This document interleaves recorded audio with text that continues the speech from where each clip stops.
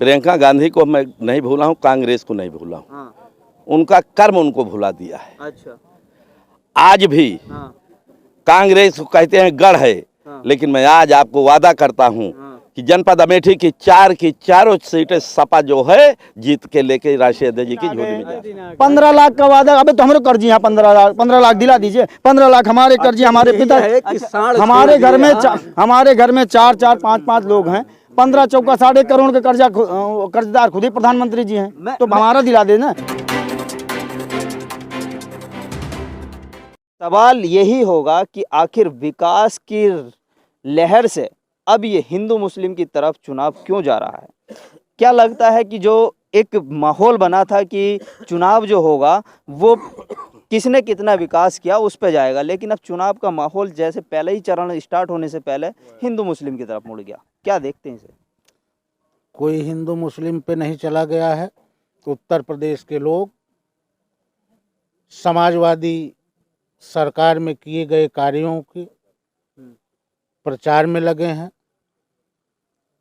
हम लोग बात रोजगार की कर रहे हैं, बात किसानों की कर रहे हैं, बात मजदूरों की कर रहे हैं। हमें हिंदू मुस्लिम में कोई इंटरेस्ट नहीं है। यहाँ मुस्लिम भाई भी होंगे, पूछ लीजिएगा। यह समाजवादी परिवार है, हम समाजवादी लोग हैं। हमें हिंदू मुस्लिम में नहीं फंसना है। हमें विकास और अपने बच्चों का भविष्य और देश का भविष्य तय करना है। भविष्य की बात जैसे लगातार होती है, वो भी कहते हैं कि हमने देश को सशक्त किया है, मजबूत किया है, फिर आप लोग बार बार उन पे क्यों छेड़ागड़ी करते रहते हैं? मंदिर बनाया उन्होंने, राष्ट्रवाद की बात करते हैं, हिंदुत्व की बात करते हैं, और आप अपना नाम राम सिंह बताते हैं। देखिए, राम सिंह नाम होने से या रहीम नाम होने से मंदिर का मुद्दा कहाँ? मंदिर, हम हिंदू हैं, हमारी आस्था है मंदिरों में। हम मंदिर भी जाते हैं, हम मस्जिद भी जाते हैं। हम सब लोग एक साथ, हमारे यहाँ रहीम भी आते हैं। अगर मेरा नाम राम है तो मैं भी रहीम के यहाँ जाता हूँ। हम लोग साथ त्यौहार मनाते हैं, उत्सव मनाते हैं। तो इसमें हिंदू और मुस्लिम की बात कहाँ आ गई और मंदिर की बात आप लोग क्यों डाल रहे हैं? बात करिए विकास के मुद्दों पे कि आपने क्या विकास दिया, जनहित की क्या योजनाएं दी पिछले 5 सालों में, और हमने क्या दी हैं हम बता रहे हैं। और हमारे घोषणा पत्र में भी राष्ट्रीय अध्यक्ष जी ने घोषणा भी की है किसानों के लिए 2 बोरी DAP, 5 बोरी यूरिया, सिंचाई फ्री, 300 यूनिट बिजली फ्री। हम मुद्दों पे वोट मांग रहे हैं समाजवादी लोग। हमें हिंदू मुस्लिम से कोई मतलब नहीं है। उत्तर प्रदेश के लोग विकास के मुद्दे पे वोट मांग रहे हैं, बेरोजगारी के मुद्दे पे वोट मांग रहे हैं, और हमारे पिछली सरकार में जो काम किए हैं उनको याद दिला के हम उन कामों का हक मांग रहे हैं। अच्छा, वो भी तो अपने चुनाव मैनिफेस्टो में लेकर आए हैं कि वो स्कूटी दे रहे हैं, किसानों को सम्मान निधि दे रहे हैं, बता रहे हैं वो लगातार, और अब स्कूटी देने का वादा कर रहे हैं, बिजली फ्री देने की बात कर रहे हैं। आप मीडिया वालों से कोई बात छिपी नहीं है। वो कभी आज तक सही बोला ही नहीं है। उनकी झूठ बोलने की आदत है, और बीजेपी का मतलब यह है कि झूठवादी पार्टी। वो भारतीय जनता पार्टी को खत्म करके झूठवादी पार्टी हो गई है। जी, तो लगता नहीं है कि जो वो बोल रहे हैं वो सही है? एकदम झूठ है। कैसे? टोटल झूठ है। उन्होंने आज तक 5 साल में जो हमारे राष्ट्रीय अध्यक्ष अखिलेश यादव ने काम किया है उसी को कहीं गिना रहे हैं, वहीं कहीं फीता काट रहे हैं, तो कहीं उद्घाटन कर रहे हैं। आज तक 5 साल में कोई काम किया ही नहीं है बीजेपी वालों ने।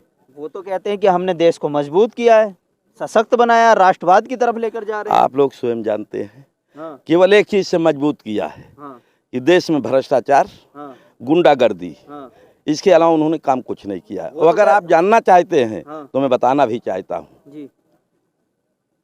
खीरी लखीमपुर में जो अभी किसानों के ऊपर घटना की गई, आप लोगों से छिपा नहीं है। सरेआम दिन में 12 बजे मंत्री का बेटा किसानों के ऊपर गाड़ी चढ़ा दे रहा है, और उसके बाद वो कहते हैं समाजवादी वाले गुंडा है। भाजपा से बड़ा गुंडा कौन है कि दिन दहाड़े किसानों के ऊपर गाड़ी चढ़ा रहा है? उनसे बड़ा गुंडा ही कोई नहीं है। तो योगी जी तो कहते हैं कि हमने गुंडों को जो है जेल में भिजवा दिया, और प्रधानमंत्री ने मंच से कहा है। हमें एक चीज ये बता दीजिए कि वो कहते हैं ना, लेकिन उनके कहने और करने में बड़ा फर्क है। अगर वो इतने लायकदार होते तो झूठवादी पार्टी का नाम ना पड़ता, भारतीय जनता पार्टी मिटा करके। ये तो आपने नामकरण किया ना, है? ये तो आपने नामकरण किया उनका झूठवादी। पूरे उत्तर प्रदेश में हाँ। चाहे मेरा नौजवान हो, हाँ। चाहे किसान हो, हाँ। चाहे छात्र हो, त्राह त्राह कर रहे हैं। कहीं आप बता दीजिए एक पैसे का विकास किया हो। कहते हैं मैंने इतना कर दिया। आप लोगों से छिपा नहीं है, मीडिया के लोगों को भी उन्होंने मरवाया और समाजवादी पार्टी के लोगों ने जो है मीडिया का साथ दिया है। आप लोग तो स्वयं समझदार हैं, इससे बड़ा तानाशाही गुंडा कौन हो सकता है? लेकिन वो उत्तर प्रदेश में मतलब अब जो चुनाव आ रहे हैं, बजट आपने देखा होगा, बजट सत्र में उन्होंने साफ कहा है कि हम 60 लाख नौकरियां देंगे। अच्छा एक चीज बता दीजिए, आप लोग उस छिपा नहीं है। हाँ। जब 5 साल बीत गया एक नौकरी नहीं दिया, हाँ। तो क्या विश्वास करें कि जो है फिर दे देंगे? ये तो आप बताओ ना। वो एक नौकरी आज तक कहीं नहीं दिया है, केवल झूठ बोल रहे हैं। अच्छा जी। तो क्या लगता है चुनाव किस माहौल पे जाएंगे? पहला चरण कैसा देखा आपने? पहला चरण विकास के नाम पे और हमारे राष्ट्रीय अध्यक्ष जी के किए हुए कर्म पे हम लोगों ने गिनाया और पश्चिम में परचम लहरा गया। समाजवादी पार्टी जिस तरीके से परचम लहरा दिया है कि 50 नहीं 58 में 55 सीट उन्होंने लेके आ रहे हैं। भाजपा एकदम साफ हो गई है, उत्तर प्रदेश नहीं हिंदुस्तान से साफ हो जाएगी। ये आप जान। लेकिन पश्चिमी उत्तर प्रदेश की आप बात कर रहे हैं तो जयंत चौधरी यानी कि आरएलडी का वहाँ परचम लहराया। इधर आपका पूर्वांचल ये आपका क्षेत्र है, अब अखिलेश यादव को आप किस तरह से देख?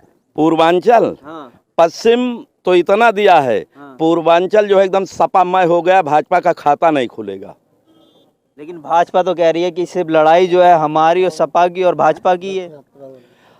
एक चीज हमें आप बता दीजिए, हमारा राष्ट्रीय अध्यक्ष जब मऊ से लेके और लखनऊ तक रथ यात्रा लेके चलते हैं रात में, और एक दिन रथ यात्रा सारी रात दौड़ा करने के बाद और भाजपा वाले बौखला गए और किसानों का काला कानून जो 3 जो है वापस ले लिया। इतनी बड़ी भय हो गई, इतनी बड़ी भय हो गई कि भाजपा जो है सपा से एकदम जो है बौखला गई है कि सपा के अलावा अब इस उत्तर प्रदेश में कोई मुद्दा ही नहीं है। जनता जो है त्राय त्राय कर रही कि आज अगर वोट पड़ जाए आज तो सपा के अलावा किसी को वोट नहीं करेंगे। अच्छा ये बताइए, सम्मान निधि को किस नजरिए से देख रहे हैं आप किसानों की? कौन ऐसी सम्मान निधि की? 6,000 रुपये मिल रही है। अच्छा एक चीज़ आप बता दीजिए, हमारे राष्ट्रीय अध्यक्ष जी भी 500 रुपये महीना देते थे पेंशन के रूप में, और 12 पंचे 60 6,000 रुपये वो भी देते थे। इनकी तो झूठ बोलने की आदत मेरा राष्ट्रीय अध्यक्ष जी भी वही किए हैं। कहाँ ये कोई नया किया गए? और अब तो जो है मैं 24,000 रुपये देने के लिए तो वादा हो गया है, और 300 यूनिट बिजली फ्री हो गई। 2,000 रुपये महीना। आज आप बताओ किसानों के लिए 2,200 रुपये ज़्यादा लिया जा रहा है। मेरे राष्ट्रीय अध्यक्ष जी ने सरेआम जो है घोषणा पत्र में जारी कर दिया कि 300 यूनिट बिजली फ्री, अब किसानों को बिजली का बिल नहीं देना होगा देहात में। ये वादे तो उन्होंने भी करे, वादे तो उन्होंने भी करे, वादे तो वो भी कर रहे हैं। कौन? समाज भी भाजपा वाले भी कर रहे हैं, वो भी कह रहे हैं स्कूटी देंगे हम छात्रों। इतिहास लिखा गया है कि अखिलेश यादव वो नेता हैं जो कहते हैं वो करते हैं, और भाजपा के वो नेता हैं उनकी कथनी और करनी में फर्क है, जो कहते हैं उसको कभी नहीं करते। अच्छा आप जो अपनी टक्कर मान रहे हैं वो सीधी जो है भाजपा से ही है? भाजपा मेरे सामने कोई लड़ाई में, भाजपा का तो दफन हो चुका है, कोई लड़ाई में नहीं है। पूरा प्रदेश सपामय हो गया है। मेरा छात्र जो है, मेरा नौजवान, मेरा किसान सपामय, एकदम चारों तरफ सपा की ही लहर लहर दिखाई दे रही है। लेकिन ये अमेठी की जो जगह है यहाँ पर कांग्रेसियों का बड़ा दबदबा रहा, तो प्रियंका गांधी को भूल गए आप कांग्रेस को? प्रियंका गांधी को मैं नहीं भूला हूँ, कांग्रेस को नहीं भूला हूँ, उनका कर्म उनको भुला दिया है। अच्छा। आज भी कांग्रेस को कहते हैं गढ़ है, लेकिन मैं आज आपको वादा करता हूं कि जनपद अमेठी की 4 की चारों सीटें सपा जो है जीत के लेके राष्ट्रीय अध्यक्ष जी की झोली में जा रही है। मैं यहाँ किसी से अमेठी में बात कर रहा था तो मैंने उनसे ये सवाल करा कि आप किस नज़रिए से चुनाव को देख रहे हैं, तो उन्होंने एक सवाल बढ़ा दिया। उन्होंने कहा कि भाजपा आदि जो कांग्रेस है वो भाजपा ही हो गई, बचे कुछ है जो वो इधर आधर हो गए, और जो बचे वो कुछ है ऐसी है। तो क्या देख रहे कांग्रेस मतलब कांग्रेस को आपने फिर क्यों साफ कर दिया? ऐसा नहीं है, ऐसा नहीं है। केवल भाजपा कहती है ना कि सब साफ हो गए हैं। भाजपा स्वयं साफ हो गई है, बाकी सब रह गए हैं। भाजपा का तो आपकी एकदम सफाया हो गया। अच्छा, आपने पूछा कि भाजपा और सपा की लड़ाई है, तो मैं इससे आपको बताना चाहता हूं कि भाजपा जो है साफ हो गई है, सपा एकदम जो है बहुमत की तरफ पहुंच गई अच्छा, है। पीछे से आवाज आई संविधान बचाने की लड़ाई है। संविधान मतलब संविधान खतरे में है क्या? बिल्कुल खतरे में, संविधान खतरे में है। जब देश का किसान नौजवान परेशान है और आरक्षण खाया जा रहा है, हैं दलित पिछड़ा, आज ये कहते हैं कि आरक्षण आप आ जाइए, उनके मंत्री विधायक के बेटे को भेज दीजिए हमारे यहाँ जो दलित पिछड़े हैं, उनके घर की दशा देख लें, और जिस तरीके से वो बेचारे तैयारी कर रहे हैं उस तरीके से उनके भी बच्चे तैयारी करके जो है तब आरक्षण खत्म करें। तो संविधान बचाने की बात है। यहाँ पर जो है तानाशाही सरकार है, जो इनके दिमाग में आ जाएगा वही जो है क्या कहते हैं नियम लागू कर देंगे। अच्छा, ये कहते हैं कि हमने जो है किसानों के हित में ये कानून पास किया था। तो जब किसानों के हित में कानून पास किया था तो डॉक्टर बताया था कि तुम वापस ले लो, वापस क्यों ले लिए बता दीजिए, वापस क्यों ले लिए? किसानों को पसंद नहीं आए ना। हाँ, तो यार भाई जबरदस्ती हम आपको बीमार हम आपको पनीर जबरदस्ती खिलाएंगे और आप कह रहे हैं नहीं पनीर नहीं खाएंगे, तो काहे पनीर खिला रहे हो भाई?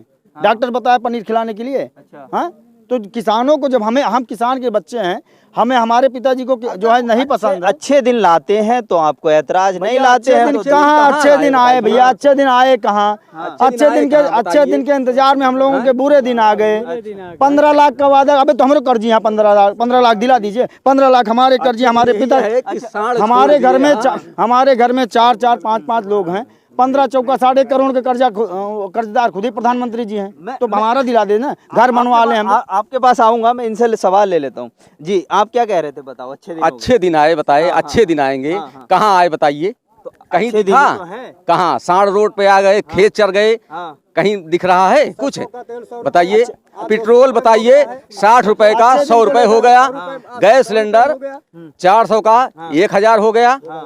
बताइए, अच्छे दिन यही यही अच्छे दिन है? वो कहते हैं कि तनख्वाह बढ़ी है तो महंगाई भी बढ़ी है। अरे भाई, कहाँ महंगाई बताइए? इतनी महंगाई कर दी है, सबकी जेब काटी जा रही है, सबकी जेब काटी जा रही है। इनकी एक सोचिए। बढ़ी नहीं, मजदूरों की आमदनी तो बढ़ी नहीं। तो सरसों महंगी हुई होगी, जब तो सरसों का तेल महंगा हुआ। अरे तो सरसों मांगी तो किसानों की डीएपी कहाँ चली गई? जब सरसों खेत में बचे तब सरकार महंगी होगी। जब सरसों खेत में बचेगी तभी तो महंगी होगी। और हमको इनकी एक होल्डिंग याद आती है, टीवी पर प्रचार इनका आता था कि अब की बहुत हुई महंगाई की मार, अब की बार भाजपा सरकार। अब क्या हो गया भाई? अब तो जनता ये कह रही कि बहुत हुई महंगाई की बार, बस करो यार ये भाजपा सरकार, बस करो। ये होल्डिंग लगवाते थे पेट्रोल और डीजल की, आज जाते हैं तो टंकी वाले से ही पूछते कि वो जो दाढ़ी वाली होल्डिंग थी हो क्या गई? जो कहते हैं ना कि बहुत हुई महंगाई की मार, तो 70 रुपए डीजल पेट्रोल के